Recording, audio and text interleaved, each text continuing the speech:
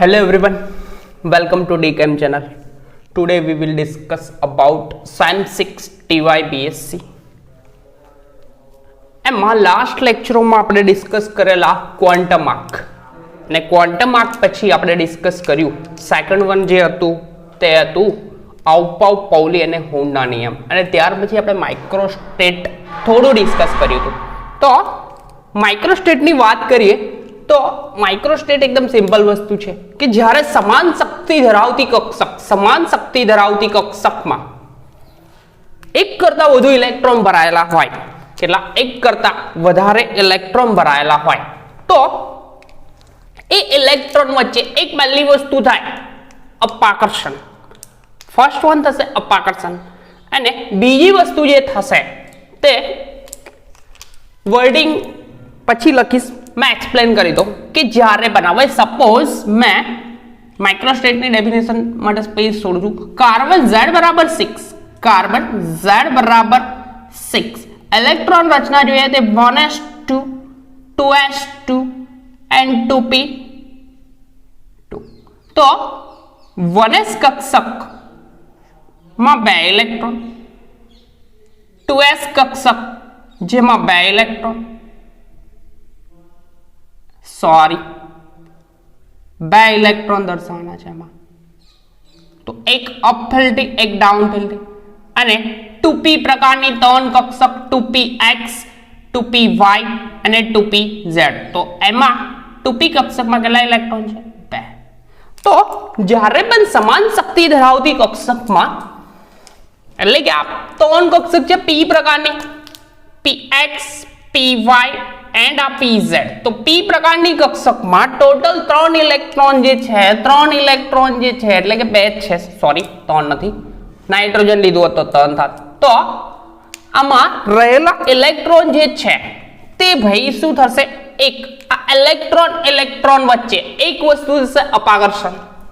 શું થશે? આમાં 3 રીઝન બનશે ઇલેક્ટ્રોન વચ્ચે, એટલે કે અહીંયા મેં સેન્ટર દોરું બરાબર, ન્યુક્લિયસ પહેલી કક્ષક n બરાબર 1 માટેની અને n બરાબર 2 માટે બીજી કક્ષક. તો n બરાબર 1 માં 1s માં 2 ઇલેક્ટ્રોન છે, 1s2 2s માં કેટલા? 2 પ્રકારની કક્ષક 2s and 2p. તો 2p માં 2. તો અહીંયા ટોટલ કેટલા ઇલેક્ટ્રોન છે? 4 ઇલેક્ટ્રોન છે 2 પ્રકારની કક્ષક. હવે 2p એટલે કે આ બહારનો સેલ જે આઉટર સેલમાં રહેલા એટલે કે સમાન શક્તિ ધરાવતી કક્ષકમાં રહેલા ઇલેક્ટ્રોન વચ્ચે અપાકર્ષણ થાય. એક પહેલી વસ્તુ શું થશે? એક રિપલ્જન થશે. શું થશે? અપાકર્ષણ.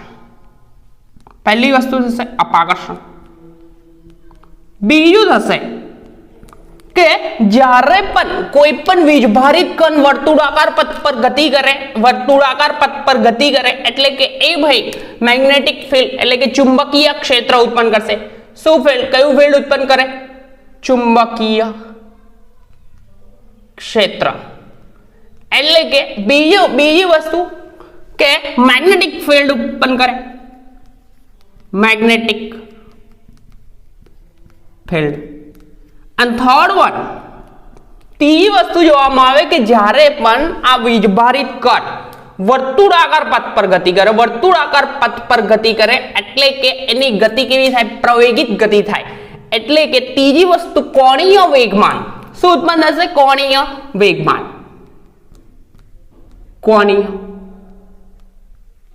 વેગમાન. તો આ ત્રણ રીઝનના કારણે આપણો ભાઈ જે છે તેમાં ઉત્પન્ન થશે વિવિધ શક્તિ સ્તર મળશે. શું મળશે? વિવિધ શક્તિ સ્તર. અને આ વિવિધ શક્તિ સ્તરને દર્શાવવા માટે જે યુઝ થાય છે તેને કહેવાય માઇક્રોસ્ટેટ. શું કહેવાશે? માઇક્રોસ્ટેટ અથવા સ્પેક્ટ્રોસ્કોપિક સ્તર કહેવામાં આવશે. તો આ બધી ડેફિનેશન એક્ઝેક્ટ વેમાં જોવામાં આવે તો ડેફિનેશન એકદમ સિમ્પલ છે કે જ્યારે એક કરતા વધારે ઇલેક્ટ્રોન સમશક્તિ ધરાવતી કક્ષકમાં દાખલ થાય ત્યારે પરિણામી વેગમાન એટલે કે પરિણામી સ્પિન વેગમાન, વર્ડિંગ એવું છે, પરિણામી સ્પિન વેગમાન અને પરિણામી કક્ષકીય કોણીય વેગમાન વચ્ચે આંતરક્રિયા થાય એટલે કે બે વસ્તુ ઉત્પન્ન થશે, એક સ્પિન વેગમાન, પરિણામી સ્પિન વેગમાન અને બીજું આ સ્પિન એટલે કે આ ભ્રમણ કરતો હશે તો બે પ્રકારની ગતિ થાય, કક્ષકીય અને અક્ષીય. તો એમાં એના કારણે એક વસ્તુ ઉત્પન્ન થશે સ્પિન વેગમાન. શું ઉત્પન્ન થશે? સ્પિન વેગમાન. અને બીજી વસ્તુ બે વસ્તુ ઉત્પન્ન થશે. વેટ એક સેકન્ડ. પરિણામી સ્પિન વેગમાન એન્ડ સેકન્ડ વન જે ઉત્પન્ન થશે તે એક શું ઉત્પન્ન થશે? સ્પિન વેગમાન, જેને કેપિટલ S વડે દર્શાવશે. કેમ કે ઇલેક્ટ્રોન જે છે તે બે પ્રકારની ગતિ કરશે, કઈ? અક્ષીય અને કક્ષકીય. એના કારણે સ્પિન વેગમાન અને સેકન્ડ વન ઉત્પન્ન થશે. સેકન્ડ વન જે ઉત્પન્ન થશે તેને કક્ષકીય કોણીય વેગમાન. શું ઉત્પન્ન થશે? પરિણામી કક્ષકીય કોણીય વેગમાન. તો મેં લખું છું પરિણામી કક્ષકીય કોણીય વેગમાન. શું ઉત્પન્ન થશે? પરિણામી કક્ષકીય કોણીય વેગમાન, જેને કેપિટલ L વડે દર્શાવાશે. તો આ પરિણામી સ્પિન વેગમાન અને પરિણામી કક્ષકીય કોણીય વેગમાન વચ્ચે આંતરક્રિયાથી થવાથી આ ઇલેક્ટ્રોનના વિવિધ શક્તિ સ્તર ઉત્પન્ન થાય છે અને આ શક્તિ સ્તર ને સ્પેક્ટ્રોસ્કોપિક સ્તર અથવા બીજા વર્ડિંગમાં કહીએ સ્પેક્ટ્રોસ્કોપિક સ્તર અથવા માઇક્રોસ્ટેટ કહેવામાં આવે છે. તો મેં આખી ડેફિનેશન લખું કે જ્યારે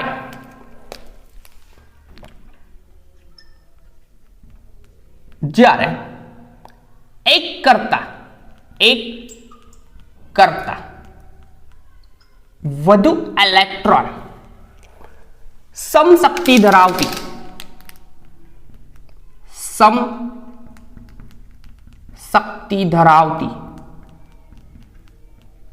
કક્ષકમાં દાખલ થાય ત્યારે પરિણામી સ્પિન વેગમાન, જેને કેપિટલ S વડે દર્શાવશે, અને સેકન્ડ વન છે કે પરિણામી કક્ષકીય કોણીય વેગમાન, જેને કેપિટલ L વડે દર્શાવશે. આ બે વસ્તુ ઉત્પન્ન થશે.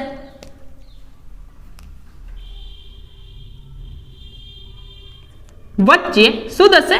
આંતરક્રિયાથી વિવિધ શક્તિ સ્તર મળે. વિવિધ શક્તિ સ્તર મળે, જેને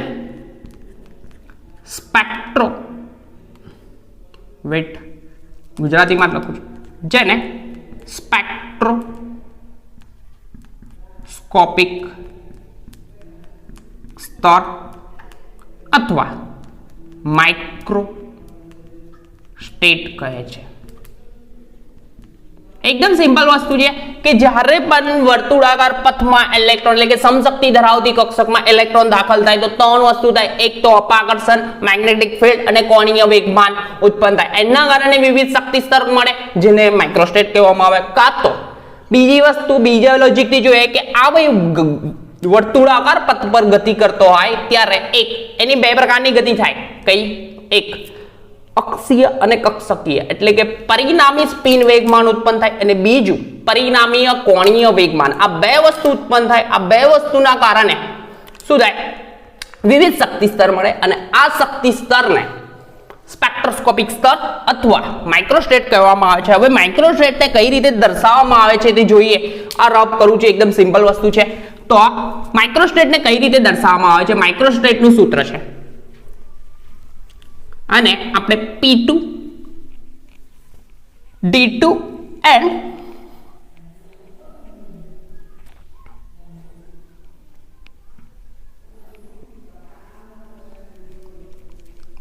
P2 D2 and third one છે P3.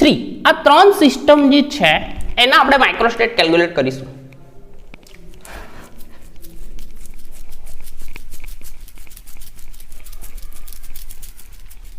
વેઇટ એક જ મિનિટ.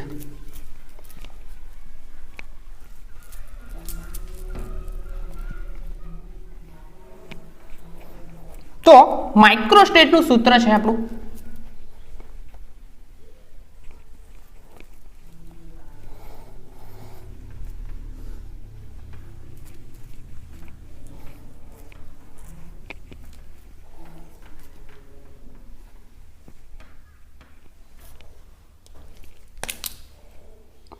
માઇક્રો સ્ટેટ, જેનું સૂત્ર છે n factorial upon r factorial and n minus r factorial, જ્યાં n બરાબર n નું મૂલ્ય n બરાબર સમશક્તિ એટલે કે સમશક્તિ કક્ષકમાં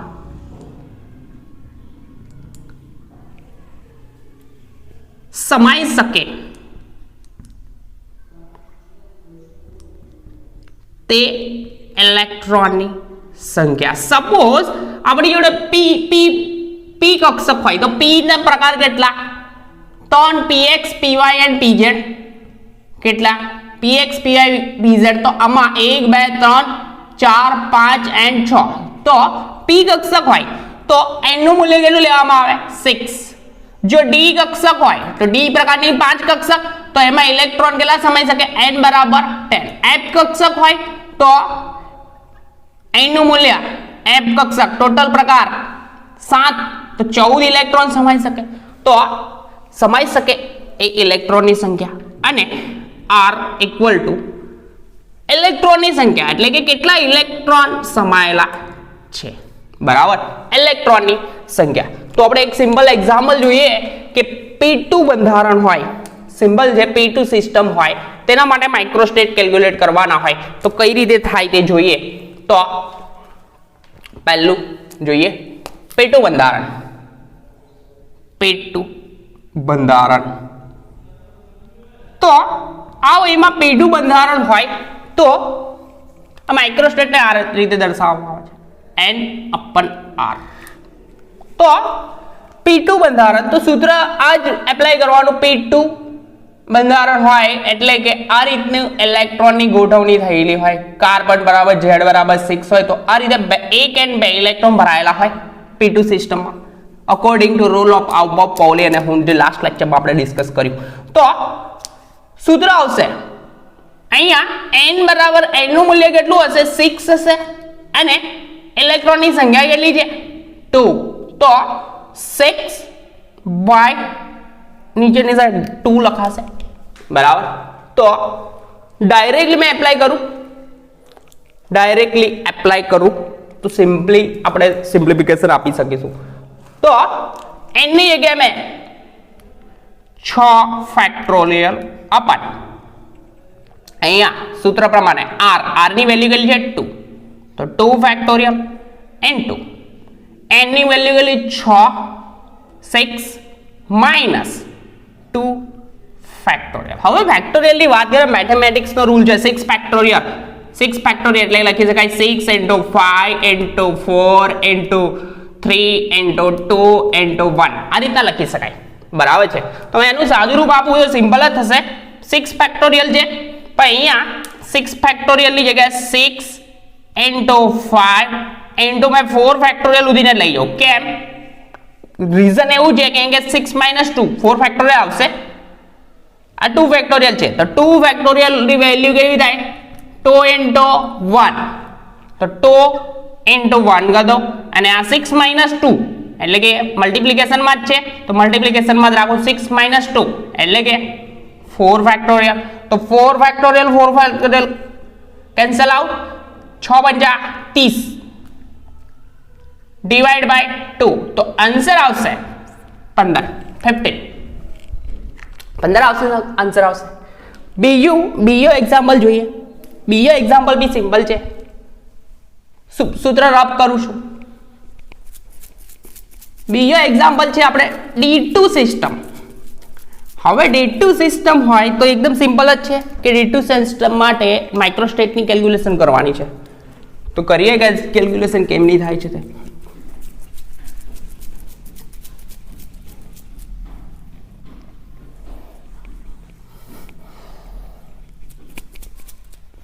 वेट तो D2 system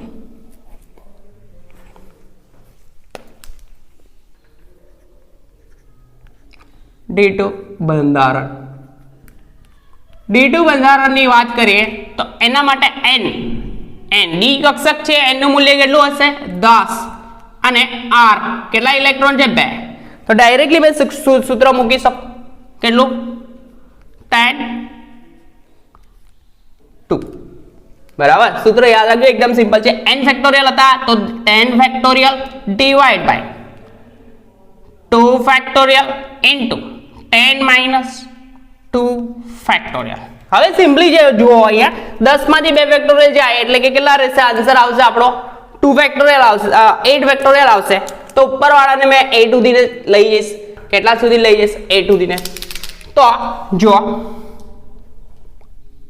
10 into 9 into 8 factorial as it is. ત્યાર પછી 2 ફેક્ટોરિયલ છે તો 2 into 1. ત્યાર પછી 10 minus 2 એટલે કે 8 ફેક્ટોરિયલ આવી ગયું. તો 8 ફેક્ટોરિયલ કેન્સલ આઉટ. તો કેટલા થશે 90 10 ગુણ્યા 9 90 ડિવાઇડ બાય 2 તો આન્સર રહેશે આવે એનો 45. કેટલું થશે 45. ખબર પડી. તો આમાં જુદા જુદા શક્તિસ્તર ટોટલ 45 પ્રકારના મળશે. માઇક્રોસ્ટેટ 45 મળશે. ત્યાર પછી આગળ જોઈએ કયું બંધારણ છે આગળનું P3 બંધારણ. સિસ્ટમ સેમની સેમ છે 3 છે. રબ કરી દઉં કોઈ પ્રોબ્લેમ નહીં. રબ કરીશ તો વેઇટ એક જ મિનિટ.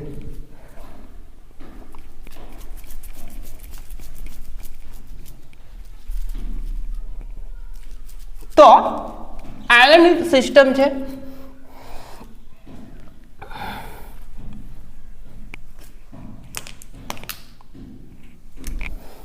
પરફેક્ટ રબ નહીં થયું. હા આગળ છે P3 બંધારણ. સૂત્ર આપણું આવું છે n/r equal to n factorial divided by r factorial n minus r factorial. બરાબર.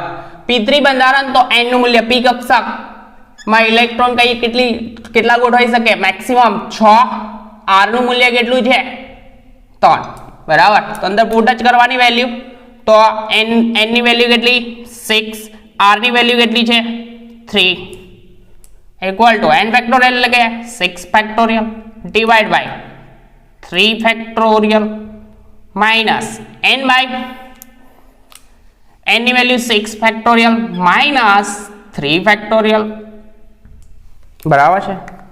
હવે સિમ્પલ છે બાદબાકી કરવાની છે પણ ઉપર 3 ફેક્ટોરિયલ નીચે છે એટલે કે 6 into 5 into 4 into 3 ફેક્ટોરિયલ લઈ દો અહીંયા divide by 3 factorial as it is 6 minus 3 તો આ 3 ફેક્ટોરિયલ 3 ફેક્ટોરિયલ 3 ફેક્ટોરિયલ ગયા તો 6 પંજા 30 3 ચોકા 12 120 120 ડિવાઇડ બાય 3 into 2 તો અંદરના 6 તો આન્સર હશે 120 ડિવાઇડ બાય 6 6 દુયા આન્સર હશે 20.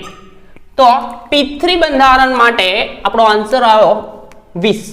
તો આ હતું માઇક્રોસ્ટેટની કેલ્ક્યુલેશન. એકદમ સિમ્પલ વસ્તુ છે. પહેલેથી કહી દો ફટાફટ કે જ્યારે સમશક્તિ ધરાવતી કક્ષકમાં ઇલેક્ટ્રોન ગોઠવાયેલા હોય, એક કરતા વધારે ઇલેક્ટ્રોન હોય, ત્યારે પરિણામી સ્પિન વેગમાન અને પરિણામી કોણીય વેગમાન વચ્ચે આંતરક્રિયા થવાથી વિવિધ શક્તિ સ્તર ઉત્પન્ન થાય છે અને આ શક્તિ સ્તરને સ્પેક્ટ્રોસ્કોપિક સ્તર કહે છે અથવા માઇક્રોસ્ટેટ કહેવામાં આવે છે. એકદમ સિમ્પલ ડેફિનેશન છે. એ સિવાય ત્રણ વસ્તુ બીજી બી થાય. શું? ઇલેક્ટ્રોન વચ્ચે રિપલ્ઝન, પછી ચુંબકીય એટલે કે જ્યારે વીજભારિત કણ વર્તુળાકાર પથ પર ગતિ કરતો હોય તો ચુંબકીય ક્ષેત્ર ઉત્પન્ન કરે એટલે કે ચુંબકીય ક્વોન્ટમ આંક આવે. અને ત્રીજો કોણીય વેગમાન ક્વોન્ટમ આંક. તો આ બધાને લઈને વિવિધ ઇલેક્ટ્રોનના વિવિધ શક્તિ સ્તર મળે અને આ શક્તિ સ્તરને સ્પેક્ટ્રોસ્કોપિક સ્તર અથવા માઇક્રોસ્ટેટ કહેવામાં આવે છે. અને માઇક્રોસ્ટેટની કેલ્ક્યુલેશન માટે સિમ્પલ સૂત્ર છે, કયું છે? દેખાય છે? n/r બરાબર n factorial divide by r factorial n minus r factorial. ખબર પડે? તો આ સૂત્ર યુઝ કરવાનો છે. આ સૂત્ર યુઝ કરીશું એટલે કે ફાઇનલી આપણો આન્સર આવશે. જ્યાં n બરાબર p કક્ષક હોય તો n બરાબર 6 થશે, કારણ કે ગોઠવણી 6 ઇલેક્ટ્રોન ગોઠવાઈ શકે. જો p d કક્ષક હોય તો 10 થશે, કારણ કે 5 હશે કક્ષક. f હોય તો ટોટલ 14 ઇલેક્ટ્રોન થશે. તો આ રીતે આપણે કેલ્ક્યુલેટ કરી શકીએ. તો હા તો માઇક્રોસ્ટેટ. એના પછી આપણે ભૂમિ અવસ્થાનું ટર્મ સિમ્બોલ નક્કી કરવા માટે, એટલે કે આપણે ટર્મ સિમ્બોલ ચેપ્ટર જોઈએ જ છે, તો ટર્મ સિમ્બોલ કયું? ગ્રાઉન્ડ સ્ટેટનું ટર્મ સિમ્બોલ નક્કી કરવા માટે ની એલએસ કપલિંગ એટલે કે પરિણામી કક્ષકીય કોણીય વેગમાન અને પરિણામી સ્પિન વેગમાન, એ બે વચ્ચે જે આંતરક્રિયાથી આપણને જે સિસ્ટમ મળે છે એના કેટલાક રૂલ છે એ જોઈશું. અને આપણે ટર્મ સિમ્બોલ નક્કી કરવાના કેટલાક રૂલ જોઈશું, તે નેક્સ્ટ લેક્ચરમાં જોઈશું. ત્યાં સુધી કન્ટિન્યુ રહો અને કન્ટિન્યુ પ્રિપેર કરો. અને આપણી ચેનલને સબસ્ક્રાઇબ ના કરી તો પહેલા કરજો, રેડ બટન પર થપ્પો મારો ભાઈ. અને નેક્સ્ટ લેક્ચરમાં મળ્યા ટર્મ સિમ્બોલ સાથે.